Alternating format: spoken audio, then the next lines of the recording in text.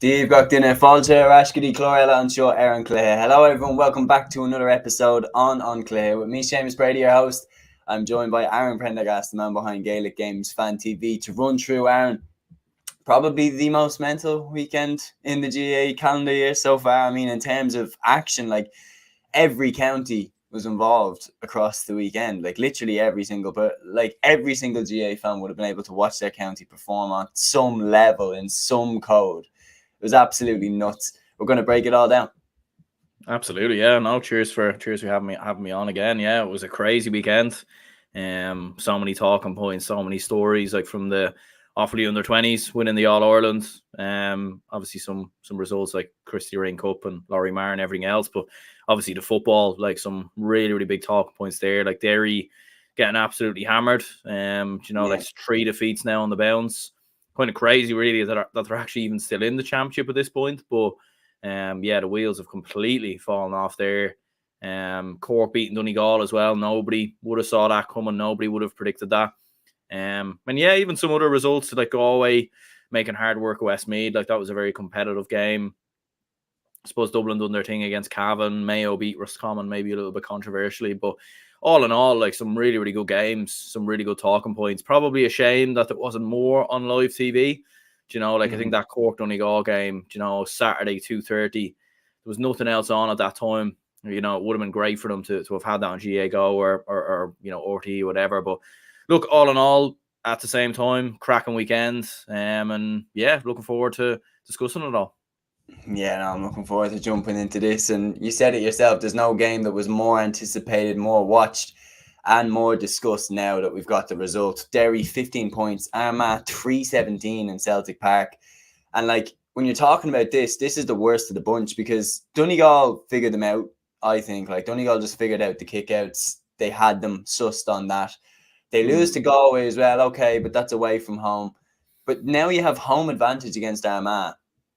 And you have your backs firmly against the wall after back-to-back defeats. And not only do you get beaten, but you get absolutely taken apart. And the 3 goals that Armagh scored were easy. They were easy goals. They were not hard in any way, shape, or form, particularly Turbott's one. I was like, Jesus Christ. Like, he literally walked the ball into the net. And you're looking at that thinking, like, Jesus, as you said, like, the wheels have come off very quickly.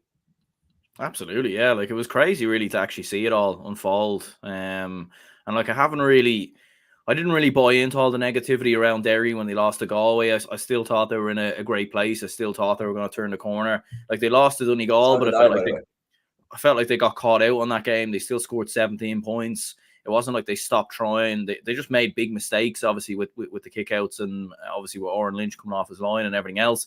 Against Galway, they went down to 14. Even at that, I thought they competed very well away from home against a very top team. But I think this game, has put a lot of that down in there, to be honest, because like this was very poor from Derry. Like they were absolutely beaten from pillar to post. Conceded 3 goals, could have conceded 4 or 5, like that Oisín Conity chance, like right at the start of the game. Yeah. Like if that had gone in, like that probably should have been a goal as well. And it was just so comfortable for Armagh. Like when we look at Armagh, we've saw them at times maybe look a little bit, weak, or their mentality's been questioned a little bit in terms of holding on to leads in big games, but they just look so comfortable. Like this game never looked in doubt really from about 15 to 20 minutes, and yeah, Derry just absolutely all over the place. Like the fact that when they're attacking, they've literally got every man like almost inside the opposition's 45-meter line, so they're literally leaving like no cover whatsoever. It's just suicide football, really. Like, and they're just leaving themselves completely wide open. Armagh just running all the way through, and crazy. Yeah, they've been caught again and again and again and again, and you're like, why are you persisting in doing something that is literally terrible for your team? Like, it's like Nicky looked at it and was like, okay, we must do more of that. Like, I don't really understand why, because especially the Reno O'Neill and the Conor Turbot goals were just ridiculous in terms of how much open road they had ahead of them to run into. Yeah, it was crazy. Like, I mean, like the amount of space that they were leaving in behind. It was just so easy. It was like oceans of space, really, for Armagh. And like that was the thing. Like, don't get me wrong, Armagh were brilliant, and you give them full credit. I was really impressed with how composed they were. They never panicked. There was a moment maybe at the start of the second half when Derry scored a flurry of 4 or 5 points on the spin. And you were thinking, could this happen again? Could this be Armagh now allowing Derry come back into the game? But that wasn't the case. But the most annoying thing, I think, from a Derry perspective was like Armagh didn't even really have to work for them goals. Like they were just given to them on an absolute play.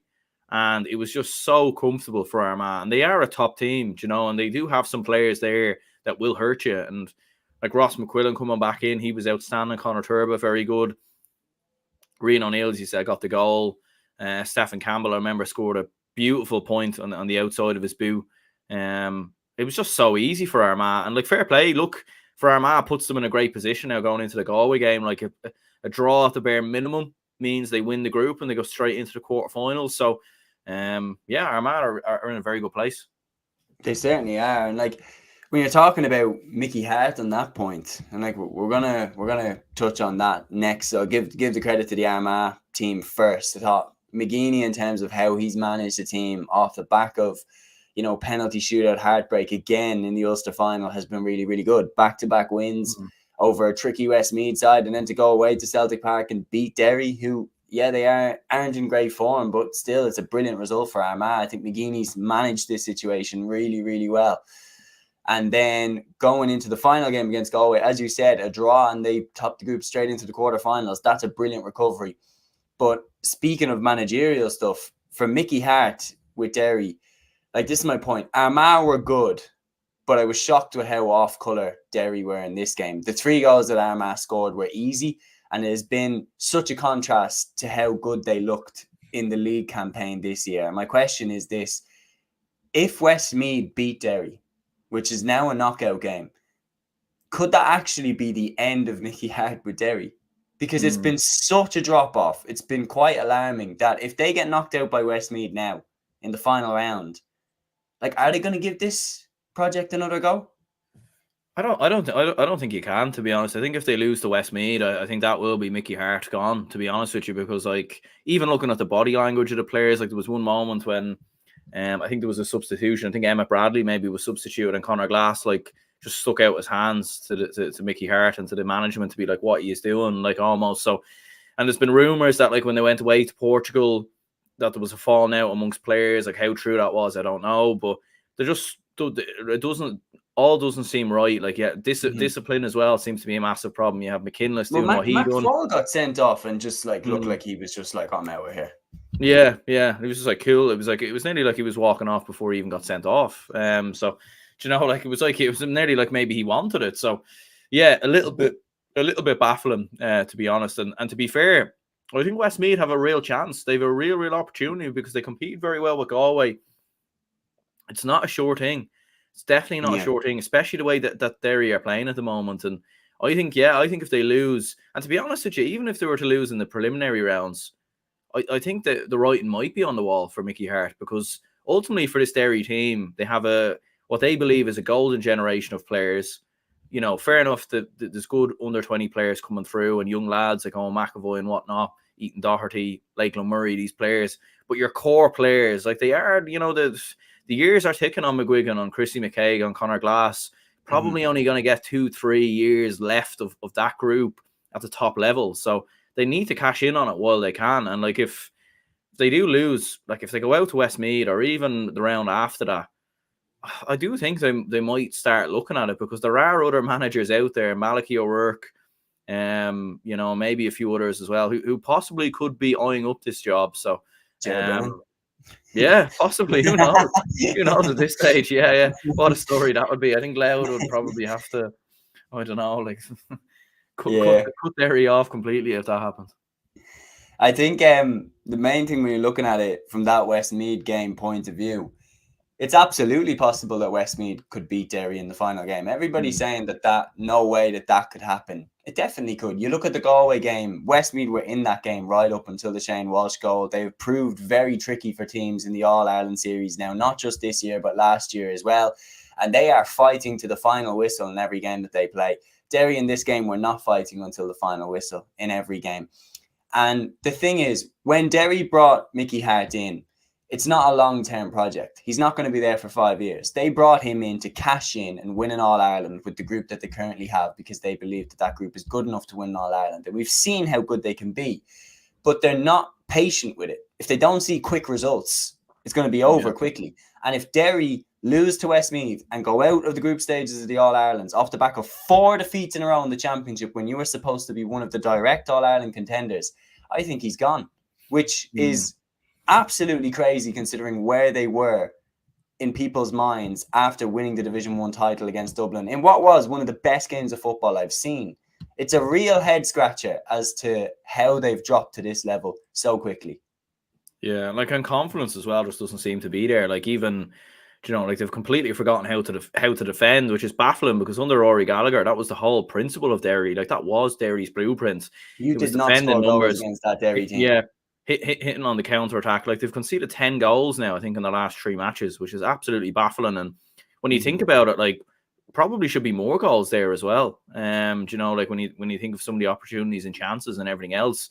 So yeah, it is baffling for Derry. Yes, they do have injuries and everything else. Oh, McAvoy, obviously McKinless wasn't there. A few other players here and there have been missing, but you still have that core group there: Christy McCaig, Shane McGuigan, Conor Glass. Like, you still have that core group of players that are all playing there. Kieran McFall, obviously, as well.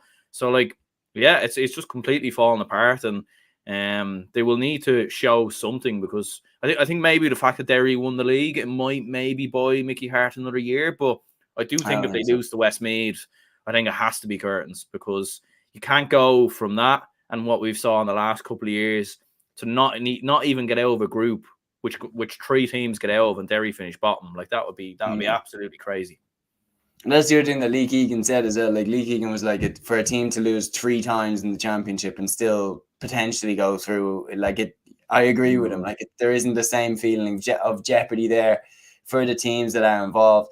Patrick Calla says no lateral football from Armagh yesterday. They played fast, very direct football. Their bench is very strong also. Yes, certainly was. And when you look at players like Oisin Conity as well, he was really, really impressive in my opinion the other day. Like, he absolutely played front foot, direct, intelligent, brilliant finisher as well. And like, that's the other thing as well. If there's one image that seems to sum up Derry's year, it's Oran Lynch sprinting back to his goal while a team is under attack. It's like Mickey Hart just, please, Mickey, if this somehow sees him, if this somehow gets to me, please stop bringing Oran Lynch out of goal. It doesn't work for you. Stop doing it. Like, the top teams don't do that, and you'll never see Stephen Cluxton out in the halfway line for Dublin, because it's a risky strategy and not all the best teams use it. And because you got exposed against Donegal, you shouldn't do it, because if you run into a Kerry or a Dublin, they're going to have a plan for how to take advantage of it. They will. Now, we were talking about Westmeath. They lost very narrowly to Galway at Cusack Park, and this game was right in the balance. Like, it was 10 points each, and then Shane Walsh intercepts a pass from Ray Kennellan. This is going into the dying minutes, and Walsh races the length of the field and buries it past Jason Daly. It was an amazing finish by Walsh, considering the amount of time he had to think about it. That was just right man, right place. And Galway get over the line. Without Sean Kelly, without Damien Comer, without Rob Finnerty, this was always going to be a tricky assignment. They got in, they got out with the win. That has to be success for Joyce. Absolutely, yeah. Like, I think the most important thing was just getting the win here. Like, I think, I think most people knew this would be a tricky assignment for Galway. Like, yes, on paper, you look at it and think Westmeath, Division 3, obviously promoted from Division 3, Galway, Division 1, having beaten Derry and Mayo in the last 2 games. It should be a comfortable victory. Like, that's what everybody would have said on paper. But we all know Westmeath get up for these games. We all know they make these games difficult. And it wasn't too long ago where Galway just about got over the line against Sligo. So I think it was always going to be a close game. And in fairness, they just about did it. Probably a common trend, actually, throughout the weekend, of players giving the ball away in silly areas and then being punished to happen in the Loud. We'll get onto Loud Monaghan in a bit as well. Yeah, towards the end. So it probably was a common trend throughout the game. And it was so unfortunate for Westmeath, because they just got level at that point. They had the ball. The game was probably there to be won. And, like, if they had won that game, especially with Derry's predicament at the moment, like, Westmeath, like, they've been in a fantastic position going into the the final game. But look, it wasn't meant to be. To be fair to Shane Walsh, he took the goal really, really well. 1-4 in total. And yeah, Galway are tripping along quite nicely, and they're definitely. Are they serious contenders? Like, are they on Dublin and Kerry's level? Probably not. But at this stage, like, you're looking at the teams underneath, and we all thought Derry were going to be there. That's looking like it's not going to be the case. All of a sudden, Donegal have had a bit of a setback. So it's like, how are they going to respond to this now? So you're kind of looking at it and thinking, for Galway, if they can come through this group, get into an All-Ireland semi-final or something of that nature, I definitely don't think is out of the realms of possibility for Galway. Yeah, no, neither do I. I think, like, they have actually tied up quite nicely. And in terms of, like, a game like this, as I said, is one that you just need to get in, get the win and get out, because you're not going to get a huge amount of credit if you put a beating on Westmeath, especially given that they played in Division 3 this year. I know that they won it. But at the same time, it's a very, very tricky assignment. And if you pay attention to how Westmeath play, they are a difficult team to come up against. They are capable of dropping their standards, no doubt, hence why they lost to Wicklow this year, but they are also capable of upping their standards, as shown by how they put it up to Armagh and Galway back-to-back. And if you don't think they're capable of beating Derry, you are, like, wrong. They are very capable of beating Derry. And if Derry don't sort out whatever the hell has gone wrong with them over the last few weeks, they're heading out of the championship. Like, it's one of those things where Derry, I think, are capable of beating anybody in the country. But right now, they look like they're capable of beating themselves. Like, they look like they are just throwing themselves into bad situations. And I think Westmeath are slick. They know what their jobs are. They are a very solid team. And I feel like once you have a solid team that maybe is operating at about a 6, 7 out of 10, they can catch a disorganized side who's capable of an 8 or a 9 out of 10. So I think that game is big, big to watch. Now, moving on to Group 2's round 2, our very own Dublin had a very easy win against Cavan away in Breffni Park, 5-17 to 13 points. And then Cormac Costello, look, don't get me wrong, Cormac, you're a legend, but the classic post-match speech of, oh yeah, we were looking for a decent performance and we got it. You won on the road by 19 points.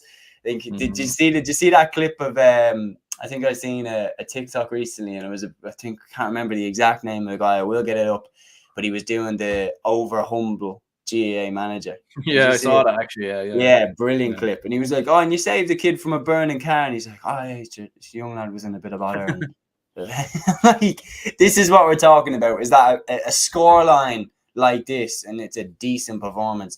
It's a great performance by Dublin on the road. It's another win in the bank. Cavan just were no match.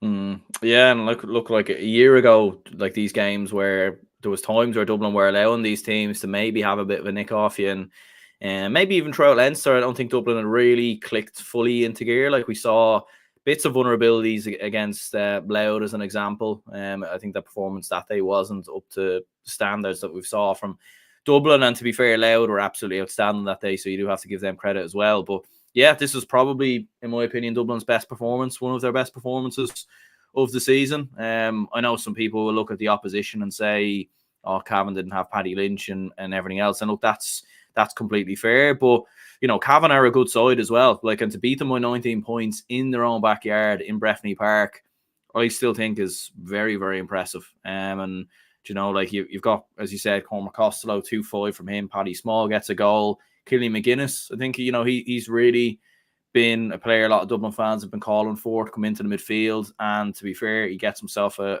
goal. Sean Bugler with 1-1 as well. So, really, really well-rounded performance from a Dublin perspective. It's just one of them again where they really tested against Roscommon, probably not. Where they tested in this game, they weren't. Will they get a test against Mayo? They certainly will, I think. But again, maybe not Dublin anymore now that they're both through. Now it's one of them. I think though, like, getting straight through to a quarter final though, I think will be huge. Because then you're avoiding, possibly Kerry in a quarter final as well. So it's a hard one to know. Like, I think Dublin are still the favourites. There's no doubt about that. And like the amount of options when you're able to bring lads like Colin Baskell and Jack McCaffrey and these lads off the bench, like Ross McGarry, like they've a wealth of options there. And they definitely are, as of right now, you'd have to say the favourites. Yeah, no, I do agree. Like, we're moving very, very nicely. The Roscommon game was a challenge for a good portion of the game. But then when the dam broke, like it broke, and we really, really put them to the sword. This game as well, like as you said, 1-2 from Small, 1-1 from Bugler, 2-5 from Costello. Good day at the office, and good to see as well Killian McGuinness with a goal. Theo Clancy getting more minutes. Like the next wave of Dublin players is also right there in front of us as well. So Dublin are in a good little spot, and I would make them favourites. Moving on to this next game, Roscommon 115, Mayo 214 in Dr. Hyde Park. Definitely a better performance by Roscommon than it was when they met in the Connacht Championship this year. Roscommon were very flat that day. They were better this time. It still wasn't enough, and Mayo still leave Dr. Hyde with the win. Ryan O'Donoghue with 1-4. Donegal McHugh with the other goal. And like for Davy Burke, even in Roscommon, like just to put this to you, like have we seen the plateau of how high this Roscommon team and Burke can go, or am I just jumping to conclusions there? It's hard to know, really. Like I think they performed very well against Dublin for large parts. Like they had that game down to 2-3 points until the final 20 minutes, and then Dublin scored like 2-4 in the final quarter and just completely blew them away. And in this game, they were very much in it. Probably a bit of a dodgy penalty that Ryan O'Donoghue got, in fairness. That Ryan O'Donoghue scored. Like I don't think it was a penalty, in fairness. I do think it was a bit soft. But overall, like, yeah, for Roscommon there, like I feel like last year they were getting something from these games. They were able to find a way to get a draw or get a win. I think Davy Burke was able to get an extra 10, 15, 20% out of those lads last year. And maybe because it was his first year, new voice, fresh manager and everything else, just doesn't seem to be quite clicking now. But look, at the same time, with how these groups are, Roscommon should still get out of this group. They should still finish third. You're then looking at, who are they going to play in seconds? There could be a lot of good teams in there, but by how things are shaping up. So, yeah, I think for Roscommon, like, I think the disappointment really was like, obviously Conor Cox is back now, like 1-4 from him, very good against Dublin. Have we saw the best of Enda Smith this year? I'm not entirely sure if we have, in all honesty. Dara Craig's been decent. Only Smith has been there. I think Roscommon are definitely still, like, could they get to an All-Ireland quarter-final with a bit of luck? Maybe, but they're certainly not one of the series contenders. And like Mayo have just been tipping along very nicely. They've been going about their business very quietly. Are Mayo series contenders either? I don't really think they are, but look, a win's a win for them. And, like they made hard work of the groups last year, and they seem to be able to get through them this year, which I think will inspire Mayo fans with a lot more confidence anyway. Yeah, certainly. We have a couple of comments in here. Gaelic Guide 24 says that was the best they've seen Armagh play for at least 2 years. They certainly were. They were very good. Gavin, here, I'm going to throw this to you. First off, he says the performances are improving, but we badly need a win this year. This is about Roscommon. And then he says, ridiculous call with the penalty, a lot of steps. I agree. Aaron, do you? Absolutely, yeah. Like, even as well, I don't even think it was a foul, to be honest with you. Like, he kind of just looked like he threw himself to the ground. So don't think it was a penalty, but look, sometimes these things happen, to be fair. Like I think Fergal, I don't know what Fergal Ball got sent off for towards the end as well. So sometimes these decisions do balance themselves out. Probably was a harsh one, in fairness, and at a moment when it looked like Roscommon had the game and maybe it was there to be won. But as Gavin said, yeah, like they do need a win. Like they need to go out and beat Cavan, and they probably need to do it relatively comfortably just to give themselves a bit of confidence. And then look, if they can get to a quarter final, it's an improvement on the last 2 years. So yeah, I think they do need a win. And to be fair, I could see them beating Cavan. No, I could as well. That would be a very interesting game, though. And then Gavin on that says, what are your thoughts on two teams going through? Like, I hear it a lot, but you would have a lot of dead rubbers if it was introduced this year. And do you want to answer that first, or will I go for it? Just your thoughts. What on two teams going through instead of three? I don't know. Like, it does add more excitement. I do agree with that. Like, it adds more excitement on the final day because everyone has something to play for. But at the same time, yes, you're eliminating. It lets teams away with murder. Yeah, but like even some of the games kind of are in some ways dead rubbers. Like the Dublin Roscommon game is an example, had basically no jeopardy on it because it's like Roscommon can lose this, it's okay. Dublin will probably win, but even if Dublin were to mess that game up and not win, sure, they still have 2 more games to get out of the group anyway. So like it's like well, that's fair it because Fair If enough. you Like look, you'd have Westmeath Derry next week as like that would be a dead rubber. It'd absolutely be nothing to play for there. But at the same time, there's been a lot of these games that have already been kind of dead rubbers. And to be honest with you, I think they just go back to the old format. Like I think knockout football is when Gaelic football is at its best. And same with I hurling really as do. well. Like fair enough, the round robins work really well in hurling because you have so many teams and even spectrum. But I think in football, I think knockout football is where we should be at. And like fair enough, maybe provincial winners going straight through to quarters.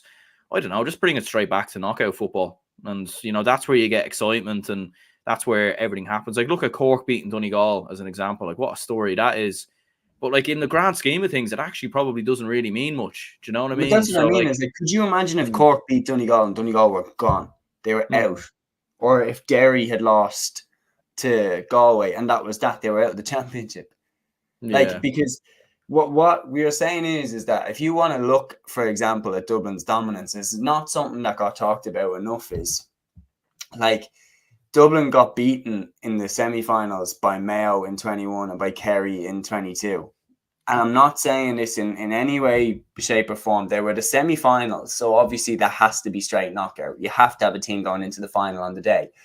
But could you imagine if there was a situation where, like, let's call a spade here. Kerry won with the late free from Shawnee O'Shea, and Mayo won in extra time. Like they were very, very tight wins against Dublin. Like Dublin haven't been beaten comprehensively in a long, long time. And on top of that, my point is that if Dublin were in a system where, say, Kerry had beat them in the group stage, then that's that Dublin get another go. You have to beat Dublin again and again, yeah. maybe. But it's Like like my that thing. point It's is like that Derry yeah. have been so bad in the last 3 games, yet they are still in the championship. Yeah, like it's one of them as well. Like say like Mayo Dublin next week. If Mayo go and beat Dublin, fair enough, they go straight through to the quarterfinals and everything else. But like Dublin aren't gone; they're still coming back. Do you know what I mean? And it's one of them where it's like, yeah, like I don't know. Like I think maybe they do need to look at it a bit more. Like I saw someone make a suggestion where you could have groups of 6 and top 3 teams go through or something like that. I don't know how you do it, but I don't really know if 3 teams going through is working, to be honest with you. And I think when you're looking at the attendances as well, like they are very much in the decline in football, like some very bad attendances across the board this weekend, last weekend. I do understand 2 teams going through. You will get that scenario where unfortunately, 2 teams are on 4 points, and then obviously on the final day it means nothing. I don't know. I don't know how you can avoid that, to be honest. Yeah, no, it is a difficult one. There's no doubt about it. We're going to move on, though, from Group 2's round 2. We're going to move to Cork and Donegal, Group 3's round 2. And then we'll have Tyrone and Clare after this. But, I mean, this has been described by a lot of people as the shock of the weekend. Cork were not fancy to win this game at all. They were fancy to give Donegal a good rattle down in Porky Rin anyway, but not beat them, especially the form that Donegal had been in. Ulster champions, made the winning start against Tyrone in the group stage, and Cork turned them over. 2 goals in 2 minutes at the start of the second half from Lory Meagher and Sean Powter, and the Rebels have turned over Donegal. Yeah, absolutely crazy. Nobody would have saw this coming. Nobody would have predicted it. Even our good friend Matthew, I'll be chatting to him later. Like, he wouldn't have never have predicted this either, to be honest with you. But Cork just are this weird type of team. Like they beat Mayo obviously in the groups last year. They do have and Roscommon, like, and they have this thing where they do always seem to raise their game when they play better teams, and they just seem to be a very sticky team to beat for other big teams. Like. And it's quite incredible. I was honestly saying it wouldn't have surprised me if Cork had lost to Clare and beaten Donegal.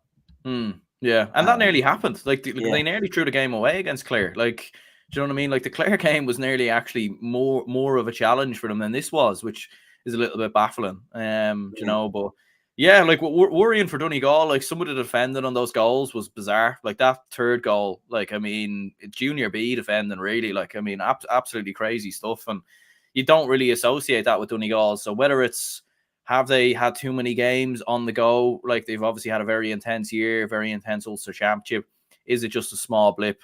We'll obviously have to wait and see. Again, with the way the groups are, it's not exactly the end of the world. If they go out and beat Clare, depending on results elsewhere, like they probably will still go through as group winners. But overall, yeah, a little bit unusual, I think, from a Donegal perspective. But fair play to Cork, like Matty Taylor, Sean Powter, both getting the goals. Lory Meagher, obviously, as well. And yeah, like Cork are just they're a difficult team to play against for the bigger sides. And like when this group happened, I remember even saying I could see Cork beating Tyrone. I could see them, I could see them getting a scalp or getting a surprise somewhere. But I don't think any of us would have predicted that it would have came against Donegal, especially in the form that they were in. Like their performance against Tyrone was probably their best performance of the year. And then they go out and lose the next week. So it's not panic stations for Donegal. It's not like a Derry situation or anything like that, but it definitely is something for them to work on, which could also be a positive, to be fair. Yeah, no, definitely good, because I feel like the hype and everything surrounding them was definitely getting a bit much. Everyone was saying that they were 100% going to go now and they were All-Ireland contenders. Like, they definitely still are dark horses, no question about it. And I still think that they will beat Clare in the final round and they will, progress without too much of a hassle.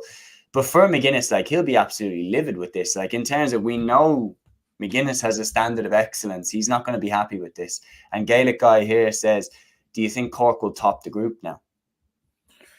I think they could, yeah. Like, if they beat Tyrone, they're on 6 points. So, which is mad. Like, yeah, it's hard. Like, I could see a scenario though where Tyrone beat Cork and they're all on 4, and then it goes down to score difference. I think that probably between the 3 teams.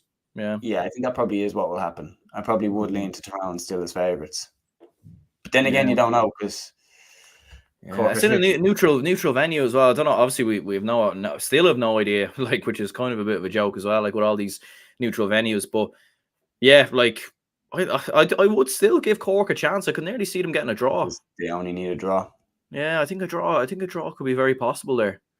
Yeah, no, definitely could. Gavin says Cork's so strange. They should be promoted next year, but they're so inconsistent. That is, like, I mean, the 2 teams that have come down from Division 1 this year are not as strong as they have been in previous years. Like, when Dublin came down, Dublin got relegated along with Kildare in 2022. There was obviously Dublin were going to go right back up, and then Armagh and Donegal came down last year. I mean, it was obvious that Armagh and Donegal were probably going to go back up, especially when Donegal got McGuinness back in. This year, Roscommon and Monaghan, I don't really say that that's a slam dunk that both of them will be going back up to Division 1 next year. So I think for Cork, it's definitely a big chance.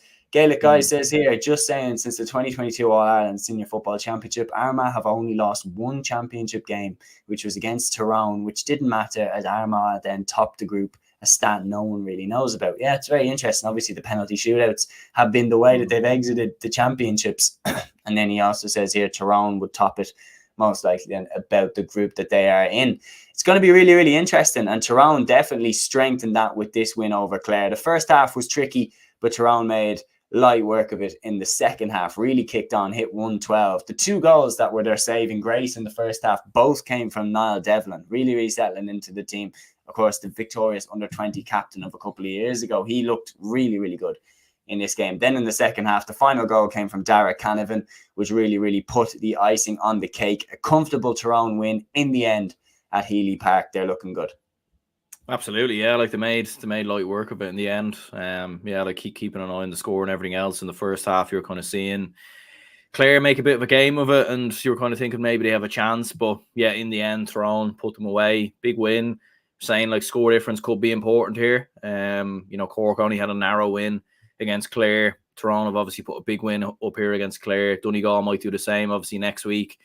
So it's absolutely huge for Tyrone. I do think that means Clare are now out of championship, I think, from what I know, because obviously with head-to-heads and everything else. So, like, the game, I suppose, for them next week will be a dead rubber. It won't matter to them. But, great result for Tyrone.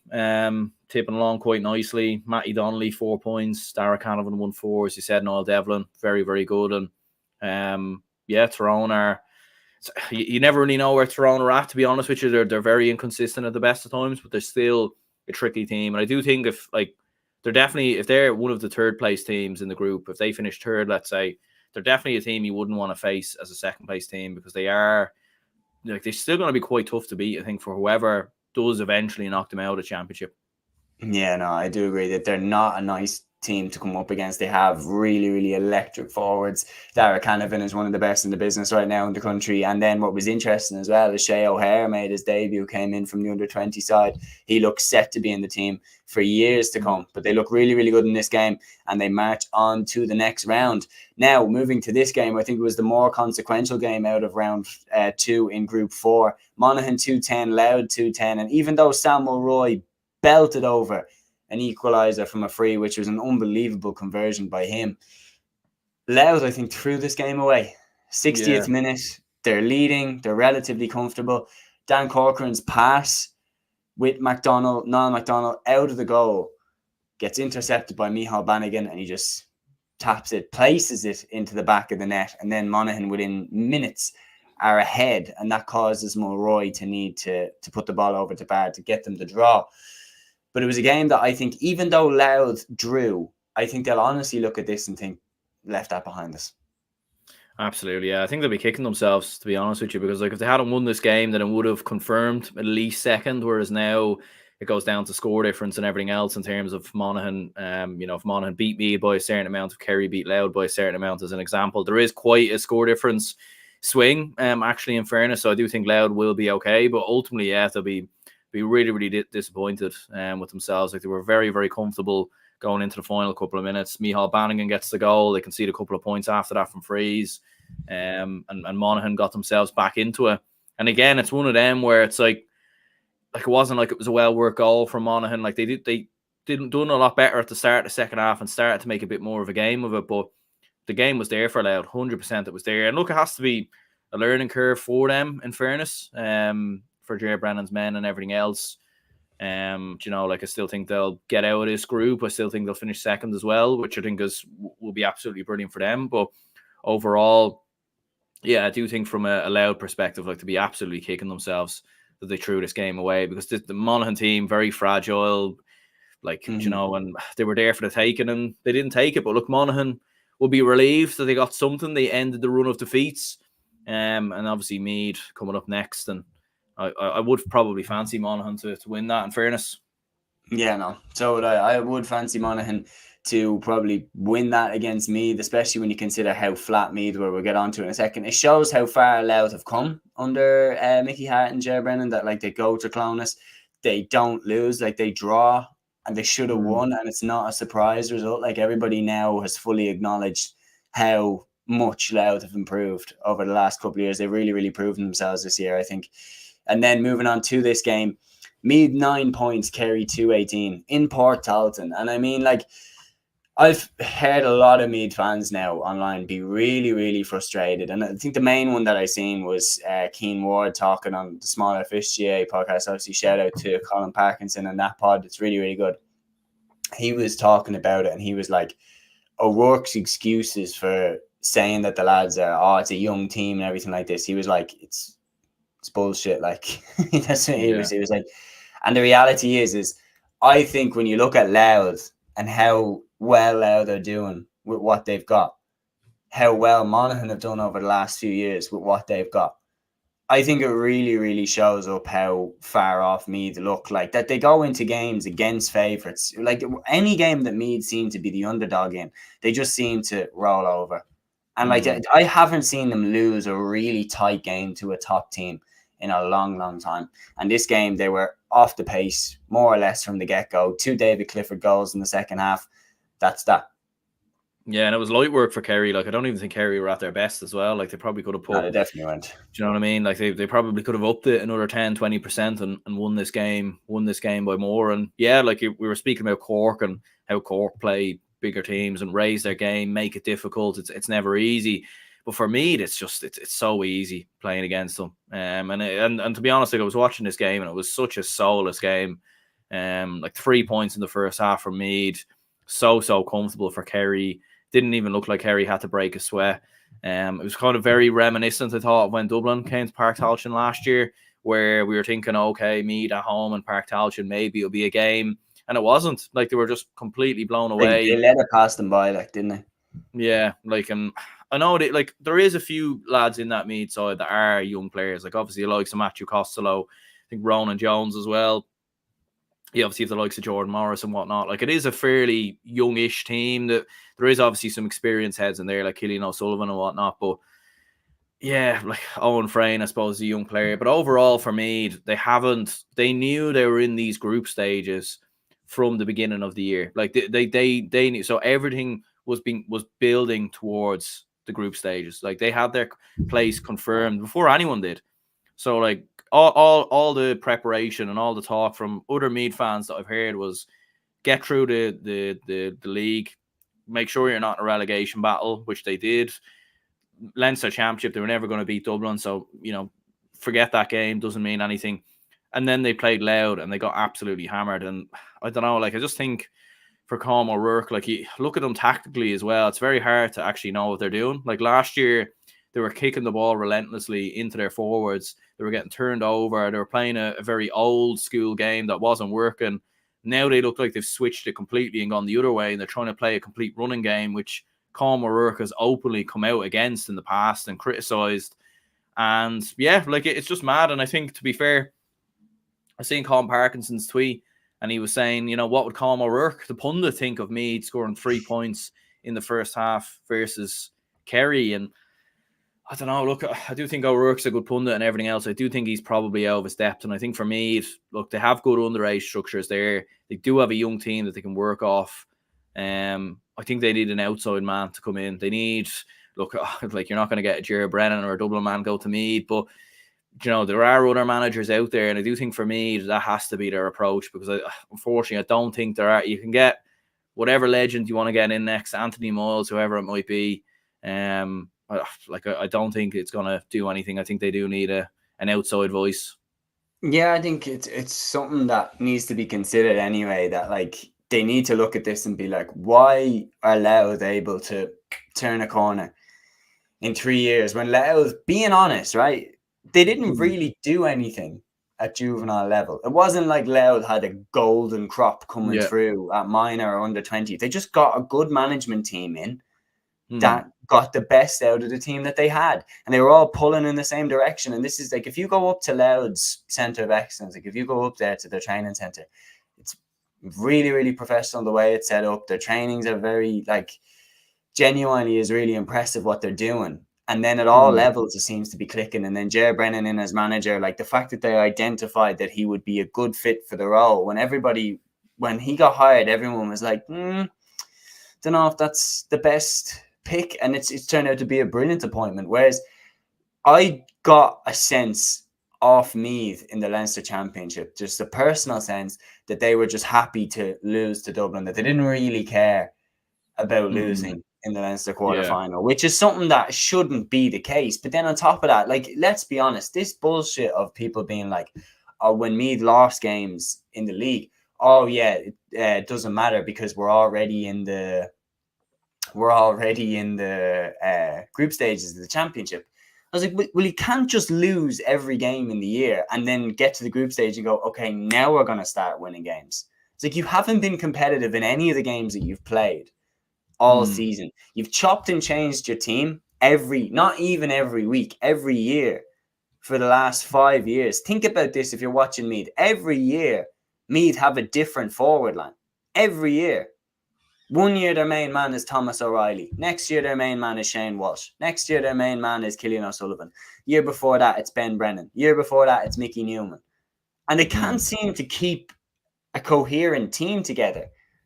Lads come in and out of the panel. And my thing is that when you see how Louth just got it right, and now they're able to really, really make serious strides, as we said at the start of this point, without a golden generation coming through. Meath have a golden generation coming through.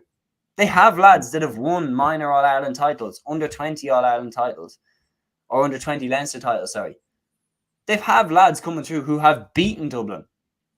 Not once, twice, 3 times at underage level.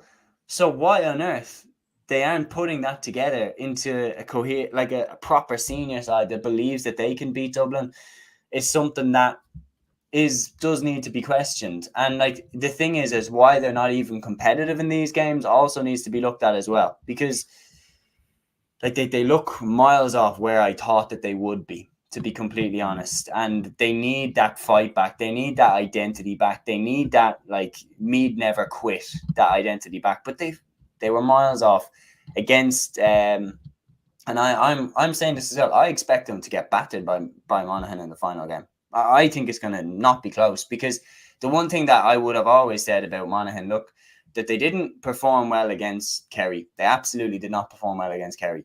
They still fought back against Louth. Louth gave them a gift, but they still fought back. I think that with their backs against the wall, Monaghan have shown me way more than Mead have in terms of fight over the last 5 years to convince me that Monaghan, if it really comes down to it, and one of these two teams has to dig deep to win, I'm going Monaghan every day of the week. Absolutely, yeah. No, I would as well, to be honest. And I think when you look at Mead as well, though, it is the physical size of them though as well. Like they don't have many like big physical players, and I think that is the problem. You look at Louth, and they've got some real big players like in their team, and yeah, I think Monaghan will be far too strong for them. Unfortunately, I think for Mead, maybe they focus so much on the Dublin thing, and always playing Dublin and Croke Park, and Dublin being so far ahead. Obviously, Dublin are their biggest rivals, so they've always been so focused on them. But I think what's actually happened now is teams below them have started to catch up to them, like the likes of Louth and whatnot have obviously proven that. Westmeath as well. And yeah, I would fancy Monaghan at this point, no doubt about that. This is what I'm saying. Like they were saying before the Louth game, like Louth are better than Mead now, and Mead have to come to terms with that and then try to turn it around. We have a couple of comments in here. Denise says the thing I found crazy about Mayo versus Roscommon was that after Kieran Lennon's point in the 28th minute, Roscommon didn't score from play again until the 66th minute, and they were still in the game. I mean, that kind of sums up where we're at. Bentley says here as well, Cordis, Le Uvali, Bua, Den Cade, Scut. Yeah, agus Béimeji Kaint Fui on Bua Revig Uvali, Nice Danis and Clore. We're going to be talking about the Offaly versus Tipperary game later on in the show. We're going to move on now, and we're going to round up the Táilteann Cup action. So Group 1's round 3. Kildare beat Leitrim 116 to 12 points. Niall Kelly with the goal, Dara Kieran with 7 points in this win. Kildare going 3 from 3. And then Longford 116, Waterford 4-12 in O'Moore Park. I mean, what a win for Paul Shanky's Waterford. And the thing is that even though they're not going into the preliminary quarterfinals, you cannot deny that Waterford have made big progress this year. Absolutely, yeah, huge win for Waterford, and a massive shame that they actually don't get out. It's very, very unfortunate. It's probably it's an unusual scenario where you win your final game of the year, and then you actually don't progress. But in fairness, huge win for Waterford. Like Jason Curry, 4 points from him. Very good performance, and yeah, 4 goals overall. You would have to worry about Longford though. Like they really have fallen off under Paddy Christy. A lot of fans, Longford fans, imagine that's him gone on social media, not happy with him in charge. Like apart from a few pre-season cups and everything like that, like O'Byrne Cups, like it really hasn't gone well at all. Like they've relegated from Division 3 down to Division 4. It's a shame. Like we're obviously both Dublin fans. We want to see Paddy Christy do well. Obviously, well-respected coach when he was with Tipperary and everything else. A lot of people were very excited and happy about him coming to Longford, but it just hasn't worked. It definitely hasn't worked. And I do think, yeah, they probably will look to make a change because, like for Longford to be like fair play to Waterford, like huge win and everything else. But for Longford to have that amount of regression very quickly, like it is very worrying. And like, I think for the Longford fans, county board and everything else, that they do have a few good underage teams coming through there. So they need to really nurture them now over the next few years. They certainly do. And like they're beating Dublin at minor level in the Leinster minor final. They need the right pair of hands for that team to go through. And I feel like Christy's time probably is over, because you can't get any lower than this in terms of like you failed to get out of Division 4. You haven't won a game in the rest of your season. That's a terrible year. I don't, especially when you consider that Longford for so many years were trying so hard to get out the other way, that they were trying to go up to Division 2. It's been a real dramatic fall. And for Kildare, I'm delighted to see that the shackles are off. Like, they're playing expressive football. We'll move then to Group 2's round 3. Sligo and Antrim drew 20 points each in Breffni Park. A late free by Michael Byrne, the Antrim keeper, levelled it up and shared the spoils. While Wexford were caught by Tipperary. I didn't see this one coming. Dr. Cullen Park, Tipperary with 3-5. Wexford with 12 points. Sean O'Connor with one of the crucial goals. Tipperary get out of the group. They are now one of the teams in third place that goes into the preliminary quarterfinals. Yeah, and I suppose it's the same old problems for Wexford. Like we've been speaking about this for so long, and it looked like John Hegarty had maybe gotten that out of Wexford, like that kind of inconsistencies and everything else. But yeah, like a big defeat, big setback for them. For Tipperary, big win. I suppose like the thing is with Tipperary is they do have some key players like back on the side, like Sean O'Connor, obviously with 1-1. You've got Conor Sweeney obviously back on the side now as well. You know, like, so it's absolutely huge for Tipperary. Like, they do have a few players there that have obviously come back into the team. And I think they play Limerick, I think, next in the preliminary round. So, look, it's not out of realms of possibility for Tip now to get to a Tailteann Cup quarter final. And like, what a season, what an achievement that would be, considering how bleak things were looking earlier on in the year. So, yeah, big setback for Wexford. And I suppose the other game, like, I suppose a good sign for Antrim though at the same time. Score 20 points, although they don't win the group. Like to be fair, like getting out of that group unbeaten, they obviously got to the semi-finals of the Tailteann Cup last year. So like they might be maybe a little bit of a dark horse for that competition. I think they're certainly, yeah. They're definitely a dark horse. They have some brilliant footballers like Mark Jordan. I really, really like him as a player. And the reality is they had the experience now in the Tailteann Cup, and they were a good Tailteann Cup side. They got to the semi-final last year. Like, they know that they have no pressure on them. And if they come up against a Kildare side who, like, don't get me wrong, Kildare have been doing great. But in terms of, like, Kildare will feel the pressure to deliver a Tailteann Cup. I don't think that same pressure is on Antrim. So it would be very interesting if those two sides did run into each other. Moving then to Group 3's round 3, Fermanagh edged a very tight game against Laois at Pearse Park, 3-11 to 2-13, while Wicklow beat Carlow 15 points to a goal and 9. Kevin Quinn with 6 points in that crucial Wicklow win. They now progress on to the next round. Carlow are out of the Tailteann Cup. Something I was surprised by, given that Carlow usually play quite well in the Tailteann Cup. And then moving to the Fermanagh versus Laois game. So if you look at the Fermanagh versus Laois game, Conor McShay with a goal, Callum Jones with 2-1 in a crucial Fermanagh win. Yeah, big win for Fermanagh. Like last year, they were one of the favourites, or a side that I think everybody kind of thought they'd go on a run and maybe get go far in the Tailteann Cup. It didn't materialise. They went out in the groups, I think. So yeah, absolutely huge. Like Laois in the quarter final. Not prelim quarter. Yeah, Laois in the quarter final, and then Laois got ripped by Down. Yeah, so like they've a good enough team. Like, you obviously got relegated from Division 2, but I think they're more than the good enough. Like Garvin Jones had a very good year. Ulton Kelm, as you said, very, very impressive footballer.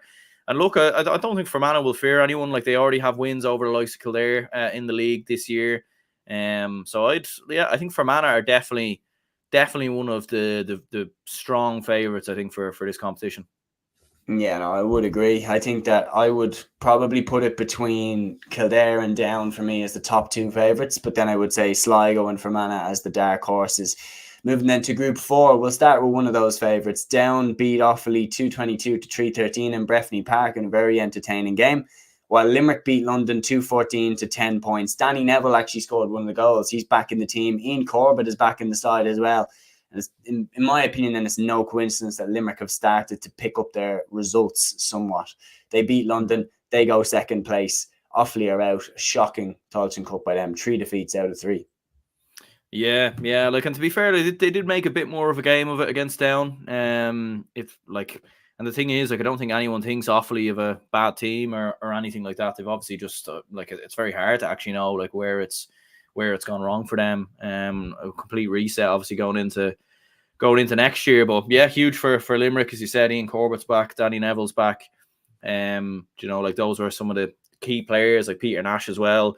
Key players obviously led them all the way up to Division 2, and they have Tipperary next at home, so good chance of getting to a quarterfinals of the Tailteann Cup. And yeah, I think huge win for Limerick. And look, fair play to London. Like, I think they're still obviously going through, I think, as well, from what I know. So like London will still be very happy with their year. Like the fact they have a win over Offaly is absolutely huge, and the fact they've gotten out of this group as well. I think London definitely would have took that when these groups were drawn. Yeah, no, absolutely. And like it is crazy when you look at like how quick your season can just change in terms of the dynamics on it and everything like that. I think we're seeing that once again with Limerick. Moving then to the hurling. So we're moving off football now from the big ball to the small ball. We're going to start with hurling and then finish up with camogie. But I think this is one of the standout results of the weekend. The All-Ireland Under-20 Hurling Championship final. Offaly 220, Tipperary 214 in Nolan Park. An unbelievable day for Offaly hurling. Like this is one of the giants of hurling in terms of history. And they've had a really rough last decade getting relegated as far as the Christy ring.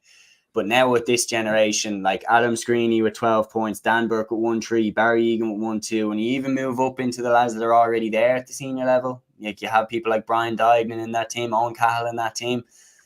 Like the future is looking bright for Offaly hurling. 100% is, and it's obviously a group of players that have had a lot of heartbreak over the last couple of years. Like lost the Under-20 All-Ireland final last year, lost the minor final in 22. So to get them to see them get over the line, I think everybody kind of that maybe wasn't a Tipperary fan probably wanted Offaly to win this weekend. And you can see how much it meant to them. Like you saw with the supporters like a full time as well. Like they are such a well supported county, and I think we would all love to see Offaly back at the top table, back in the Leinster Championship. And look, they'll have the opportunity to do it next week against Laois. And who knows, a few of those players might even be involved potentially. Like Adam Screeney, like I think we saw the clip of him against Dublin, like some of his skill and everything else. Like he's a generational talent. Like they've got a serious player there. Barry Egan, Dan Burke, very, very good as well. And for Tipperary, like obviously they'll be disappointed that it got away from them. But at the same time, they do have players there. You know, obviously there's a lot of talk about the Tipperary seniors at the minute and them falling apart and everything else. But there is players there. There is talent there. So, I think they're, likes of Sen and Butler and whatnot. There's something for Tipperary to work on. But yeah, for Offaly, like what a result and what a performance as well. Like they came flying out of traps. Obviously, they conceded a penalty, little bit on the ropes. But yeah, some big goals obviously towards the end of the game, and huge for Offaly GA. Certainly, yeah, it's massive, and it's really, really good to see them kind of climbing the ranks again. Because as I said, Offaly are hurling royalty, and it would be great to have them back at the top tier where they belong. Moving then to the lower level hurling competitions. So we have the Lory Meagher Cup, the Nicky Rackard Cup, and the Christy Ring Cup finals, all taking place on Sunday. We're going to work our way up chronologically as the games took place. The Lory Meagher Cup final, Fermanagh 322, Longford 220. This was the first game of the day in Croke Park. Fermanagh are the Lory Meagher Cup champions for 2024. A great achievement, especially when you consider at the start of the year the proposal to actually scrap them from the league. So I think it's a really, really good way to finish the year out. Dannon McKeough with 1-3, Brian Teehan with 2-3, Luca McCusker with 4 points. They were the key scorers for Fermanagh. 13 points from Keane Darcy for Longford the other way, while Joe Rabbit and David Buckley had 1-1 each. But Fermanagh were the better side and deserving winners. Absolutely, yeah. Fair play to Fermanagh for getting the win. Like I saw a clip that was going around, I think, of one of the goals as well, and like what an absolute cracker it was. To be fair, like the amount, like the connection on it, and even you hear the crowd, like the noise, like it's probably one of the best goals you'll see in Croke Park all year. But yeah, absolutely huge for Fermanagh. Great game, great day out for both sets of fans and everything else, and like hopefully the rise of Fermanagh hurling will continue into next year. Yeah, absolutely. And like they've made a real point when you consider, as I said, the proposal at the start of the year. The rise of hurling, like Fermanagh, definitely there's a lot of passionate hurling people there in Fermanagh. It's great to see. The Nicky Rackard Cup final, then Donegal win their fourth Nicky Rackard Cup, 317 to 22 points. They beat Mayo by in Croke Park. Donegal have been the best team in the Nicky Rackard Cup so far this year, and it is worthy that they then won the final. They made up for last year's loss to Wicklow in the final. Mayo led by 4 points at the break, actually, but a goal in the 45th minute by Rory Campbell, and then 2 goals in 2 minutes in the dying stages from Josh McGee snatched the game for Donegal. So it was dramatic as you could get. Absolutely, yeah. And he said there, like Rory Campbell, 2-3 from him. Jared Gilmore, obviously, with 6 points as well. So, yeah, huge win for Donegal. They've made a real habit of winning this competition. This really is their competition, you'd feel like, at this stage. But I suppose the main thing now is obviously going up into the Christy ring. Like, can they kick on now? Can they maybe establish themselves in that competition? They have been yo-yoing up and down quite a lot over the last couple of years. So, yeah, huge for Donegal, and I suppose Mayo, like they were relegated last year, so bit of a setback for them. But to be fair, like they do always tend to do quite well in the Nicky Rackard, so you would expect them to have a fair crack at it again next year. Yeah, no, I certainly would. Be interesting to see how they get on. But moving on then to the Christy Ring Cup final. Kildare 421, Derry 122 in Croke Park. And I think of all the teams, Kildare were the main ones that kind of stamped themselves as being too good for the competition that they're in and a level above everybody else. They have put some real beatdowns on teams. And Brian Dowling coming in as manager, like you knew that he was going to bring a standard to them. And Jack Sheridan's penalty, along with Murish Curtin's goal in the 4th minute, made it 2-12 to 12 points at half time to Kildare. They pushed on the second half with goals from David Coulter and James Burke. 421 to 122, no disputes. They were the Christy Ring Cup's best team in 2024. Absolutely, yeah. Like, I think for Kildare, like we've all saw the growth in the last couple of years, and we're thinking, like, is it going to happen? Are they going to kick on? And I suppose getting relegated from the Joe McDonagh last year was a massive setback, but they've obviously got themselves back on the horse and everything else, as you said, like Jack Sheridan, Brian Byrne, two very good hurlers in this Kildare team. And yeah, I think going into the Joe McDonagh now next year, the question is, can they survive? Can they kick on? Can they make something out of it? Because I think they're more than capable, definitely, of surviving in the Joe McDonagh. And the question is, can they kick on now and maybe possibly get themselves up to Leinster in the next 4 or 5 years? That's going to be the interesting one. Yeah, no, certainly. Well, like the drive is there, the determination is there, and the work rate is there. There's no doubt about it. We're going to move then to the Camogie. So the Camogie Championships had its round 2 over the weekend as well. We had 6 matches. We had 1 very tight game and 5 very comprehensive victories. In Group 1, we had 3 absolute hammerings. Antrim got battered by Kilkenny, 6-15 to 9 points in Corrigan Park. Waterford hammered Limerick 5-15 to 9 points in Walsh Park. And Tipperary hammered Derry 5-22 to 13 points in Owen Beg. I've put those 3 results together just to showcase that this is a real group of 2 halves. You have Tipperary, Waterford and Kilkenny, who are all All-Ireland contenders, who just tore through the rest of the group. Yeah, like some absolute beatdowns there, like some real heavy defeats. And I suppose it does showcase the gap in Camogie. Like you have your big sides, obviously your Galways, Kilkenny, Cork, whatnot. And obviously Tipperary and Waterford have come up to the pack in the last couple of years. But yeah, some absolute hammerings there. And I suppose grim viewing for the likes of Derry fans and whatnot. Obviously seeing that, I suppose not a great weekend for Derry in all codes, by the looks of it. Yeah, certainly not. I'll recap the games for those watching. So in this game, Kilkenny 6-15, Antrim 9 points. It was Ashley McCarty hit 2-1, Julianne Malone hit 2-2, Sarah Burko and Katie Nolan both hit 1-2. Then in the Waterford Limerick game, Waterford got their main scorers, Marion O'Brien with 2-1, Niamh Rocket with 4 points, Maggie Gostel, Orla Hickey and Annie Fitzgerald all with a goal each. Beth Carton hit 6 points as Waterford battered Limerick. And then in this game in Owen Beg, Tipperary absolutely crushed Derry in this game. Emer McGrath was the standout performer in this game. She finished with a personal tally of 1-7. Absolutely ridiculous form by her. And then moving into the Group 2's round 2, we had 2 comprehensive victories. I'll put these 2 together again. Dublin were actually the beneficiaries of one of them beating Clare by double scores in St. Peregrine's, 18 points to 9. Aisling Marr top scored from centre half back. And then in the other game, Down got annihilated by the All-Ireland champions Cork, which, to be fair, is to be expected. Cork look really good. Cork's forward line, they named a very strong team, and they won 4-21 to 1-7 at Páirc Esler.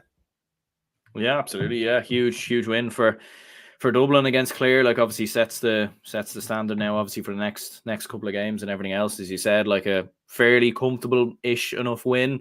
Probably a few scary moments here and there, but yeah, massive for Dublin. Like, they've obviously had a very good season so far. So it's just, can we kick on? Can we push? Can we compete with the big challengers? I'm not sure, but overall, very, very good win. And on to the next one now. Certainly. And then we'll move to the one competitive game that was on over the weekend. Wexford 2-15, Galway 2-15 in Macaulay Park. A gripping draw in Macaulay Park. Galway led by 2 points with a minute to go, but 2 late frees from Anais Curran snatched the draw for Wexford. So Anna Curran there with 1-8. She finished with Chloe Fox, finished with a goal and 2. For Galway, Aoife Donoghue hit 1-3. Carrie Dolan hit 6 points. And Mairead Dillon got the other goal. I was really interested in this game because Wexford had shown a lot of flair in the league and their ability to rack up huge scores, in particular their win over Antrim. I thought that they would be tricky for Galway, but I still thought Galway would win. It looked like Galway were nearly over the line, and then Wexford's fight back and they get the draw. Yeah. Look, and fair play to Wexford. Like, they're competing very, very well, like with the top teams. Obviously, we saw Galway compete very far, go far in recent seasons. So, like, I know Wexford put up a huge win against Antrim. I saw that like a mental result or something. But overall, yeah, to battle back and get a draw over it, I think to be fairly happy with that. And I do think for Wexford, like they definitely are a tricky team, and I think even for the bigger sides and everything else, like, you won't really want to be playing Wexford. I think if you can try and avoid them as much as possible, I think the likes of your Corks and Kilkenny and everything else, I think they'll be avoiding Wexford as much as possible, because they are becoming quite a sticky team and tricky team to beat, I think. They definitely are. And the one thing that Wexford definitely have is flair. Like, they have a capability of running up a huge scoring tally. There is no doubt about it. But anyway, that is all of the action recapped. Aaron, thank you so much for joining me for this episode. Thank you so much to anybody who put in a comment or got involved in the discussion. It really helps to make the episodes a lot better and more enjoyable to produce as well. Do make sure that you check out Aaron's show with Matthew as well over on Gaelic Games Fan TV. That would be a good episode. I'll be listening to it too. Until the next one, guys, on Cluiche, Torah.